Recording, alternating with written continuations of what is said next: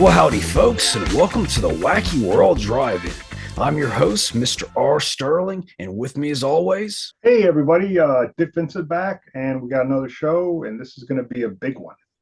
and we actually fully intended for this to be another video pod, but right as we were starting, my Zoom decided to just stop working completely. And after dealing with it for way too long, we decided just to go audio on this one. So no sweet Dick Vincent action this month.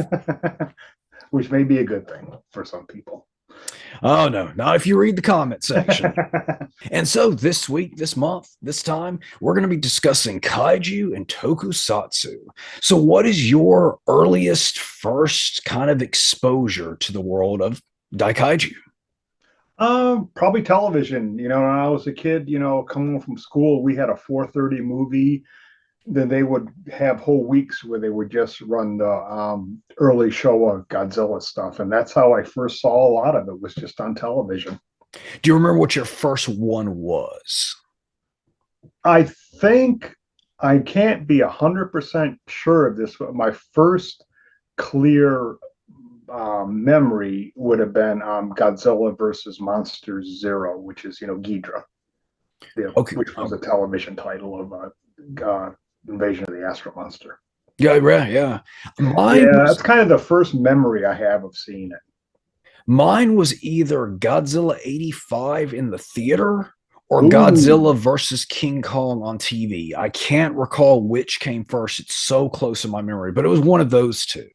yeah, I'm still kicking myself. I never saw '84 in the theater, even though I had the chance. But even though I have that clear memory of Godzilla 85, it was really King Kong versus Godzilla that really kind of resonated with me and I think made me the big kaiju fan. I mean, I'd seen, of course, King Kong before, the Dino De Laurentiis one, and even the original, but it was that Godzilla versus King Kong on TV that really just cemented me as a fan of the genre, I think.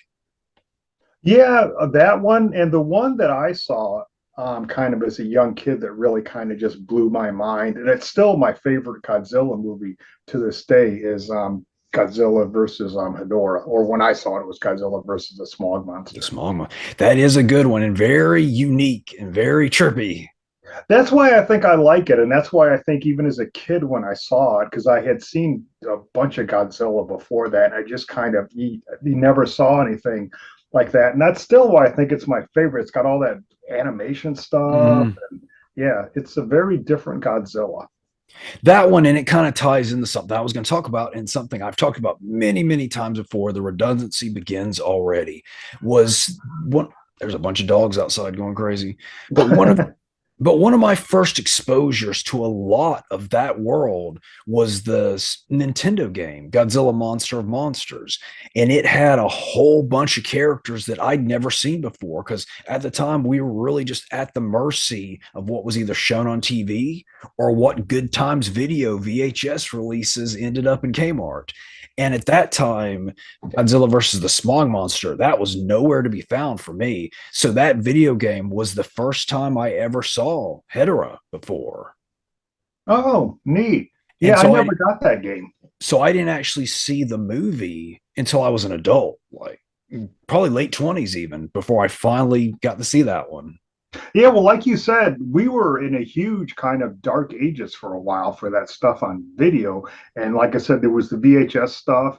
And then finally, there was the one company, Media Blasters, I believe, started putting it out on DVD. But for a long time, going back to one of our previous episodes, that was one of the things you found at a con was Godzilla Mm. movies. Yeah, it was kind of with that Heisei stuff when the Godzilla stuff started getting even more obscure, and you kind of had to go to cons and stuff to see and to find those later kind of the 90s Godzilla movies. Like, for example, Godzilla versus Biollante. That one was for you, Jack. Yeah, it was. I know there was like because they all came out, I believe, on Laserdisc in Japan. So you kind of bought the bootlegs that were copied from the Japanese Laserdisc. The days of bootlegs from Laserdisc. I mean, Yeah. we talked about that a bunch before, but every time still hits that nostalgia bone. Some of my favorite God of movies in the Godzilla universe are ones that, things like, Frankenstein Conquers the World and War of Gargantuas and stuff like that. War of the Gargantuans was one that I caught It was on late night TV actually, and just recorded it and wasn't familiar with it. But yeah, I really liked that one a whole lot. Yeah, those are cool. And there's all the stuff like Yog and all that Mm. other kind of offshoots, which I think are always interesting. Yeah, I mean, there's a lot of cool, I guess you'd say the more obscure Godzilla monsters, Godzilla foes. Gezora from Space Amoeba is a really interesting one, the kind of floaty squid guy. Yeah. Of course, then there's not even the Toho side of things. Think like, what was it, Gorgo from 61? Oh, the that's British. Yeah. Yeah, the British one. Yeah, I remember, of course, I had Godzilla versus the Sea Monster. That was the Good Times video I remember the most clearly. And I want to say I had Godzilla. Is it Godzilla versus Mechagodzilla? The one with King Caesar. Definitely had that one on VHS. And then a cousin had Godzilla versus Megalon, which is my favorite Godzilla movie to this day on VHS. And then the Oh, cool. rest came from TV, and most of which was Grandpa Munster's Super Scary Saturday, which ran on TBS after cartoons. It was always great because I would watch cartoons and then tune over to TBS and catch a Godzilla movie or something. Yeah, it's strange. When I first kind of seriously started getting into Godzilla as an adult, and they finally started coming out like on legitimate DVDs and stuff like that, I kind of was dismissive a lot of the post Hedora films. Mm-hmm. Like I think, what is it, Gigan and Megalon, and but now those are my some of my favorite ones, and I think my favorite one next to Hedora is probably Terror of Mechagodzilla. That is a good one. And stuff. Funny story about that. I remember catching that on TV at some point, and then I guess the networks just thought, "Oh, it's a Godzilla movie," and just threw because it does have that scene with the female android where it shows her breasts. Oh, yeah, right, I right. think that's the big boobies in a Godzilla movie. Yeah, that's not a common occurrence. No, I mean they're plastic because she's an android, but there's Right. still boobies in a Godzilla movie. Unless you count Toho Kong. Toho Kong was sporting a nice kind of hairless chest there for some reason. Yes, yeah, yep, yeah. I always brag about Toho Kong's nice waxed. He just wanted to look good for everybody. He should be That's true. commended for Yes. that. Yeah. Yeah. And I like the way he had that great kind of run where he would like saunter with his arms going up and down. And yeah, Hmm. yeah, Toho Kong is cool. I jumped way off where I was even going with that, but talking about the obscure monsters and stuff. And I always kind of dug a lot of the obscure ones. And at the time, I didn't know they were obscure, but characters like Gabara, I thought was really cool, especially that weird little squealing noise he made. And then the sea monster, even though he was essentially just a big lobster, I liked water type creatures, and I just thought that one was really cool. And that again, that was one of the ones I had on VHS, so I just had a soft spot for the sea monster. Yeah. Yeah. They're always one thing you can say about Toho. I mean, Godzilla's great, but he had a great supporting cast. Well, growing up, and as I've mentioned again, the redundancy continues. I was never into Godzilla himself that much. It was always his cast of characters: Jet Jaguar, King Caesar, even King Kong. I mean, those were always kind of my favorites. I mean, I liked Godzilla, but it was those that really, like when we would play by the pool, I was never Godzilla. Yeah, and I always this may sound strange, but I always have been really fond of Mothra. Yeah, Mothra's great It's for just, sure. especially there's a standalone movie and then Mothra versus Godzilla, which I think I saw as Godzilla versus the Thing. The And thing, Mothra, yeah. I think, is just this fascinating. It's just to me, it's just so Japanese. Hmm. And just such a like pleasant on the eyes design. Mothra's Yeah. almost cute if you think about it. Yes. Yep. Yep. Like so fuzzy. You just want to pet Mothra, not necessarily in the larva form. I mean, you may want to pet Mothra in the larva form, but yeah, just in moth form, just looks so fuzzy. He does. Yeah, and I like the little larvae things that spewed out the webbing and everything. Yeah, the whole Mothra thing is I always thought was really cool. Now, you want to talk very obscure Godzilla villain or foe. Are you familiar with legendary giant beast Wolfman versus Godzilla?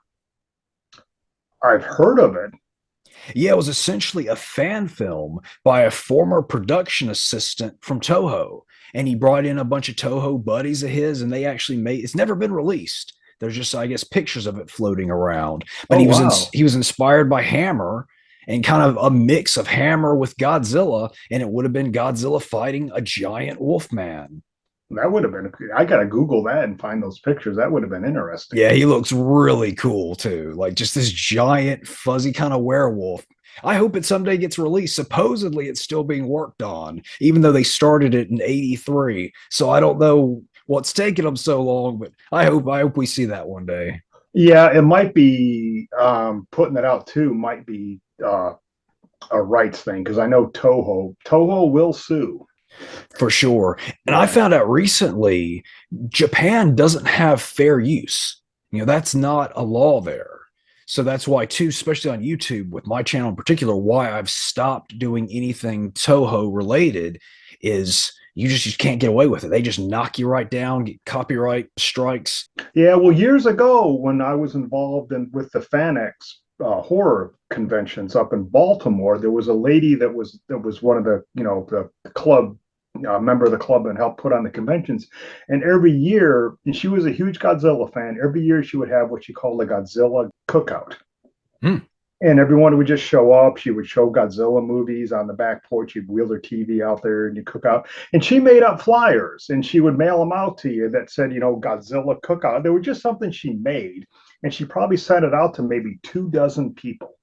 But somehow, I don't know how, got back to Toho and she got a C&D letter. Wow. Yeah. Wow. There you Just for a cookout flyer. Wow. Okay. But yeah, I don't even bother with it anymore. I just don't want to risk it. No, yeah, you don't want to, yeah, because they do have, I'm sure, a few lawyers working for them. So you had mentioned the non-Godzilla giant monster movies. What are some of your favorite non-Godzilla giant monster movies? Well, a couple I mentioned, I love Frankenstein Conquers the World. That's another one I saw as a kid. It's just, I think the whole setup was just so fascinating. The Nazis sending the heart of the Frankenstein monster to Japan before the defeat, and the heart, and it gets in the atomic explosion, and the little kid gets it. And I love that movie, and I really enjoy Rodan. But yeah, Rodan, that was another of my kind of first real exposures to that world. I'd forgotten to mention that because I had the Shogun Warriors Rodan toy, that big Oh, one. And that I think that came out in the late '70s. So I'm not really sure how I had it because it would have been slightly before my time. But yeah, I had that and I always thought that was super cool. And so that kind of always gave me a soft spot for Rodan. Well, and I've talked about before redundancy number three, my all-time favorite giant monster kind of thing, which would be the Super Inframan. oh yeah. I love that movie. I love all the character designs, and I mean, I guess you'd put that a little more in kind of the Ultraman side of things, but I count that. I mean, we said kaiju and tokusatsu, so Yeah, it's I'm all part of the same universe. I think that was Shaw Brothers' kind of attempt to make that type of movie. it was exactly, and I really wish it would have done well enough to get some sequels. Yeah, I love the whole like the underground cavern in that movie and the villain, those monsters he fights and everything. Yeah, that's a like a really trippy movie. And the big bad being basically a go-go dancer, a go-go dancer that can transform into a dragon. Yes. You can't ever say Godzilla fought that. Yeah, yeah. And I'm kind of, going off in kind of that universe a bit. One of my favorite things is Ultra Q. Well, true. Yeah, right. I'd started that. I got distracted. But I got a Yeah, I few really in. enjoy that show. It's like each one's like this little standalone where these, people go out and investigate like mysterious earthquakes or something. And there's always this really cool monster involved. So good segue there. Have you seen Shin Ultraman yet? No. Mr. Tony Santiago, who is a huge fan of the original, the '66 Ultraman series, gave it an astounding thumbs up. Really? Yeah, he said it's definitely very, very respectful to the original. Oh, wow. And I think that it is out where you can purchase it here. Okay, I think he imported his, but Oh, okay. Because somebody is it Mill Creek or something is or Mill what's it called? Mill Creek is doing the whole Ultraman universe. and I hear that there's a nice little Ultra Q reference Easter egg in Shin Ultraman as well. Oh, cool, cool. Yeah, I'm particularly looking forward to Shin Kamen Rider as well because of that kind of thing between Ultraman and those. Kamen Rider, that original, that dark original series is my favorite of those, I think. Yeah, I remember the one that really sticks in my mind because I saw it as a kid. They were running it like on Saturday mornings, I think, was Johnny Sacco. Amazing Flying Robot, right? Yeah, that watching that with like the giant monsters that are basically a huge ear and a giant nose and everything. I just that yeah, that kind of pretty much blew my little 8 year old mind away. Oh man, I really like that robot design too. That is a great looking robot. That is one of the best looking like you know film or cinematic or TV robots ever designed. I like a good colorful robot too. Robots so often are in silver or black, or I guess C3PO's case gold, but I like that bright, colorful robot. Yeah, yep, yeah. Okay, here's another something you might remember a little bit later. Did you ever watch Kaiju Big Battle? No. Oh man, Kaiju Big Battle was this great series that came out. It might have been around in the 90s, but I remember watching it kind of in the 2000s. It was kind of like professional wrestling, but with rubber suit monsters. And it was just kind of real silly, real cheap rubber monsters fighting in wrestling rings. Oh wow. Yeah, So they it were, was like guys just dressed up in yeah, essentially oh just guys in rubber monster neat. costumes. And they would release them on DVDs, and the DVD volumes would have a couple of different matches, and they would make these fake commercials to go in between. It was kind of like you were just watching wrestling on TV. So you had your match, then you had some fake commercials, and you had another match. It was a lot of fun, and I think they would even tour too and perform the fights live. Oh wow. That is cool. Yeah, they had all kinds of different characters and stuff. Yeah, it was a lot of fun. I don't know whatever happened to it though. Yeah. Huh. Yeah, that does sound like a good way to spend an evening. You have to see if those are still readily available on DVD. Because even if you could just pick up one, I think you'd enjoy. Yeah, yeah. I can probably dig around and find them somewhere, I'm sure. Okay, so now we're going to get to the most important part of the pod, the Oh, moment everyone has been probably not waiting for. What is your dream kaiju battle? If you could just take two different giant monsters, or heck, we'll throw in some giant heroes too, any two across the board to battle on film from any time period too, which two would you want to see oh go? wow. Wow. Man, that's a hard one. Since these kind of my two favorite, they're from the same era, but I would love to see the Gargantuas take on Toho Kong. Wow. So would they both team up against just poor Kong? Yeah, I think Kong could handle them. But the gargantuans were at odds, though. So maybe Kong would team up with. Yeah, because it was the good one and the bad one that ate people. Right. Yeah, Okay. so the good one could team up with Kong. Okay. Well, let's get serious here and Okay. say just Kong versus just the bad gargantuan. Oh, I can't remember his name for some reason. But let's Yeah, just say just Kong versus just the bad gargantuan. Who would yeah, win? I'm going with that. Who would win? Um, I think Kong would win. I'm a Kong guy, so I got to go with Kong. Yeah, I'm a Kong guy as well. And I think I've mentioned before on the pod, I know I've mentioned on the channel, my preferred Kong, I don't know why, is brown. Maybe because I just like Toho Kong so much, but I just always like my King Kong to be brown or gray. Yeah, yeah, and the Kong, I just love the whole design of the Kong. Mm. I mean, the close up of the face, the Toho Kong, it's a little bit mangy, but the whole just the way he moves and everything, and Well, Toho Kong, he's seen things. He's been through it. He's had a rough life. oh yeah, with Mecha Kong and everything, and Well, even before that, like you said, he's kind of mangy. I mean, you just know that he's seen things. yeah, He's had it rough. That's a Kong that's on his last legs. yep.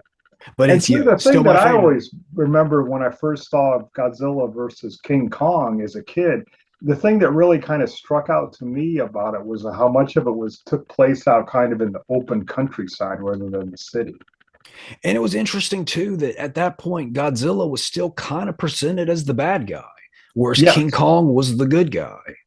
Yeah, yeah, Godzilla was still, pretty much, yeah, the evil Godzilla. Right. Yeah. So, other than Toho Kong, what is your other favorite Kong design? I really enjoy the remake one. The first one, King Kong, the Dino De Laurentiis one. The Rick Baker Kong. Rick Baker Kong, yes. Yeah, that's my second favorite as well. I mean, I guess aesthetically, that would be my favorite. I just have more of an attachment, a soft spot for Toho Kong. But yeah, aesthetically, Rick Baker Kong is my favorite. Yes, yeah, exactly. Yep, yeah. I thought he did a really good job with it.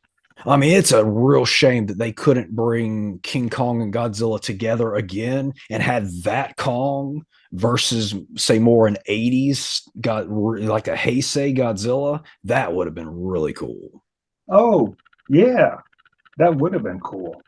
Yeah, like I would really love to see the Japanese do another King Kong versus Godzilla with suit actors, not CG versions, actual good suit actors. I'd like to see what they could do with a King Kong suit, a modern King Kong suit. Yeah, that would be interesting. Yeah. So, what's your matchup, Rob?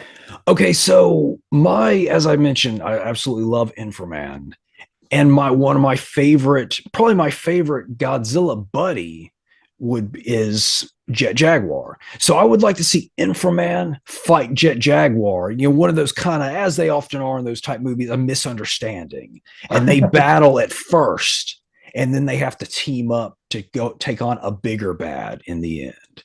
And being that my favorite Godzilla foe is Megalon, so I'd probably have to say those two would team up against Megalon. Oh, yeah, that does sound interesting. And then, oh, if you even want to just go into the Super Sentai world, there are so many great giant monsters that they've battled throughout the numerous seasons of Super Sentai. It would be difficult to even choose. Oh, Just on the season Jew Ranger that ended up being Power Rangers. There's so many cool giant monsters. that whole Sentai universe is just, I mean, yeah, it's just filled with weird monsters. But with that Super Sentai, that Jew Ranger universe, I don't know if you've ever even seen any of them, but there's a really cool one in the Power Rangers equivalent. He was called King Sphinx, and he's this big, like grayish white bipedal Sphinx. Very cool looking. Oh, wow. And I'll tell you, my first exposure to Super Sentai was not Power Rangers, like most people's over here. Back in it was either late 80s or early 90s. I want to say it was late 80s. Night Flight did the same thing. They brought over a Super Sentai season of Dynaman, but they didn't replace the actors. They kept the episode as it was, but they dubbed it themselves with like ridiculous, silly dialogue, and Oh, they added. But it was really good though. Like oh, I really loved it as a kid. I mean, it was really silly dialogue, and they put in like different music, all kinds of stuff, everything from like David Byrne to Quiet Riot. I mean, just it was a lot of fun. It was only like 6 episodes though. But yeah, that was my first exposure to that world. And I just thought that was the coolest thing. Then I'd never quite seen anything like it because you have the guys, and they fight the monsters, then they get into their giant robot and fight a giant version of the monster. oh, neat. Cool. Yeah, what a great stuff. That's One thing I know I wanted to mention real quick is I just actually received in the mail yesterday a lost Korean Kaiju movie, oh, which one? Space Monster Wang Magao. Yeah, on Casey, Interweb Kaiju, just covered that the other day as well. Oh yeah, it just came in the mail yesterday, 1967, black and white. Yeah, it looks neat. Yeah, I It's liked his neat. It's review. very, very weird. But I watched it last night and enjoyed the heck out of it. Oh, that's you and your kaiju movies. You like them weird. Yep, yeah, yeah. I mean, it's got, some little kid that gets up in the monster's nose and is hanging Mm. from his nose hairs and everything. So it's cool.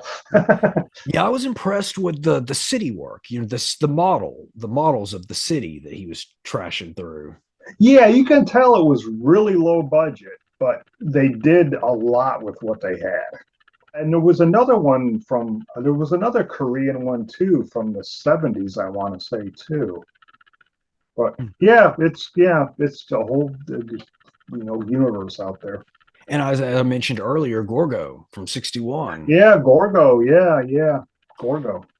I mean, even though he's pretty blatantly Godzilla-esque in design, I still think he's really cool. I like the fins on his head, the little his ear things. Yeah, Or yeah, it yeah, was a cool looking thing, and the whole thing at the end with the act was actually the baby and the mom came to get him. Yeah, that's a cool movie. and I love the scene where he comes up out of the water at the. I think it's toward the end of the movie. It's nighttime, and he comes up out of the water, and there's the boats around. It's a really cool Yeah, scene. yeah, I've got that on Blu-ray. Now you got me wanting to rewatch that.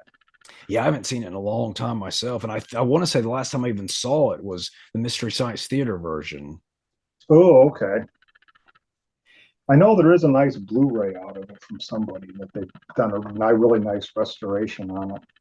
So, how about let's jump to the Western side of things, of just kind of giant monsters in general? What are some of your favorite Western giant monster, or it doesn't necessarily have to be a giant monster, big monster movies? Probably my favorite is probably as far as giant things is the original Them, the giant ants Oh, yeah, of course. I mean, from the 50s. And I've always enjoyed the Ray Harryhausen Beast from 20,000 Phantoms. So, yeah. yeah, I kind of have a soft spot for the 50s stuff. Well, That's as why I I grew watching TV. That was Saturday afternoon, was that stuff on television. well, as I often say, and will often say again, them is the high water mark for giant insect movies. I Yeah, mean, and that when I saw that as a kid, that thing scared the crap out of me. so one that kind of stands out in my memory, and yet I can't remember much about the movie at all, but I loved it as a kid, was Q. Q. Like, isn't it Q the flying serpent? Oh yes, Q the winged serpent. Q the winged serpent. That's right. Yeah, I've had that is a great movie. Yeah, Larry Cohen, man. Yeah, I haven't seen it since I was, I mean, a small kid, but I thought it was so cool back then. Yeah, with his nest on top of the Chrysler building and stuff. Yeah. Mhm. Then it like would hide. It would something would like the sun would cloak it or something. Oh gosh, I don't even Yeah, remember. that was a real interesting movie. Yeah, with David Carradine was in it. I remember. The giant claw, he did that too, right? He was invisible at first. Like Or they some, the much loved giant claw. okay, well, taking it all the way back to Godzilla in the beginning, one I forgot to mention, probably my second favorite Godzilla movie of all time, and that's Destroy All Monsters. I mean, you just don't get much more bang for your buck in monsters than that one. No, that was. I mean, especially when you saw that as a kid, that was like the ultimate. It starts off a little slow, but once it kicks in, man, that was like, yeah, that's pure Godzilla, ecstasy right there.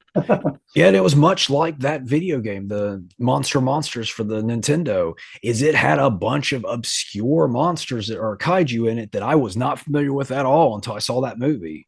Yeah, yeah. And kind of another part of the Toho universe that I'm really fond of is the Mysterians, Right, yeah. Hmm. the huge, like, kind of giant bird-like robots. Those were always, I thought, was a really cool design. Mogera? Yes. Yep. So you know all the names. That's what I'm impressed with. Yeah. Well, a lot of it again came from that Nintendo game because Yeah. Mogera was in that game. He sure was. So what in the game were you like Godzilla and you just had to fight your way through these various monsters? Well, it was really neat because it was kind of this strange, almost like game board. And you moved across the game board, and then you would go to stages and you would fight through stuff. And then you would encounter the different monsters on the board. And you could play as either Godzilla or Mothra. Oh, And Mothra was weaker, but had like kind of a constant projectile kind of thing, whereas Godzilla had to charge up his beam. Oh, neat. You Yeah, still have the game? I do. Oh, Really, cool. really good graphics too for a Nintendo game. I mean, you can really tell exactly who all those monsters are or who all those kaiju are. Oh, cool. All right, folks. Well, that's all the time we have for this episode. Anything you want to add, Mr. Vincent? No, just, as always, thank everyone for listening and go watch a Godzilla movie.